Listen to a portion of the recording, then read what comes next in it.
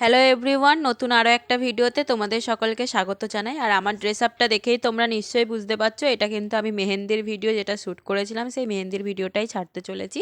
তবে আমি কিন্তু আগেই অনেক কটা শর্টসে তোমাদের দেখিয়ে দিয়েছিলাম যে আমি মেহেন্দিতে কেমন ড্রেস আপ করেছি আর আমার মেহেন্দিটা কেমন হয়েছিল। তবে একটু ডিটেল ভিডিও করার জন্য, মানে টোটালি মেহেন্দির ওপর ভিডিও করার জন্য আমি আর একটা ভিডিও রেডি করেছি। তো এই হচ্ছে আমার মেহেন্দি আর্টিস্ট, মানে এটা আমার একটা ভাই হয়, ও আমার পাশের বাড়িতে। ওই আমার সমস্ত আইবুড়ো ভাতের থালা থেকে শুরু করে কুলো সমস্ত কিছু আঁকা থেকে শুরু করে ও আমাকে মেহেন্দিটাও পরিয়ে দিয়েছিল। আর সত্যি কথা বলবো আমার 1 টাকাও কিন্তু লাগেনি, ও সবটাই নিজের হাতে করে দিয়েছিল।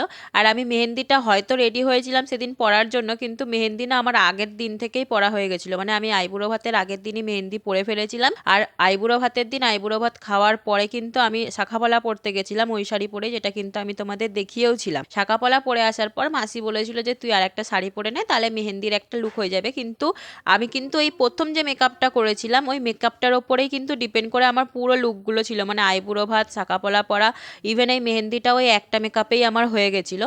আর তোমাদের তো আমি আগেই প্যান্ডেল দেখিয়েছিলাম, এবার আমি তোমাদের বাকি প্যান্ডেলের কিছুটা দেখিয়ে দিচ্ছি। পুরো ডেকোরেশন কমপ্লিট হয়ে গেছে, খালি লাইটটাই জ্বালানো হয়নি।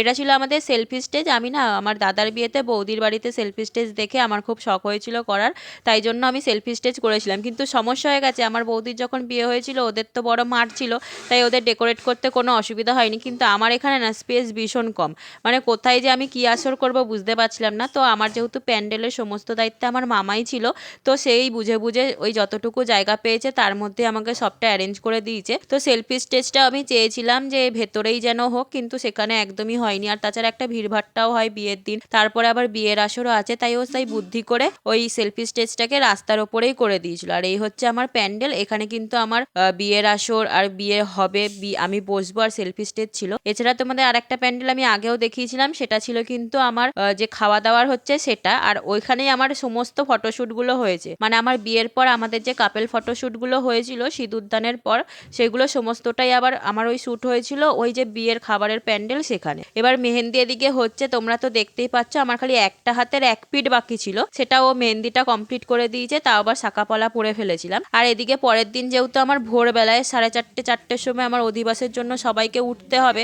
তখন তো আর কুলো সাজানো সম্ভব নয়, তাই ঠাকুমা, জেঠি, কাকিরা আর পাড়ার সব দিদারাও সবাই মিলে কিন্তু আমাদের আগের দিনই এই সমস্ত কুলো টুলো সাজিয়ে রেখেছিল। আর আমার এবারে কিন্তু বৃদ্ধির ধান ভাঙার থেকে শুরু করে সমস্ত কিছুতে আমার ঠাকুমা কিন্তু অনেক অনেক কাজ করেছে।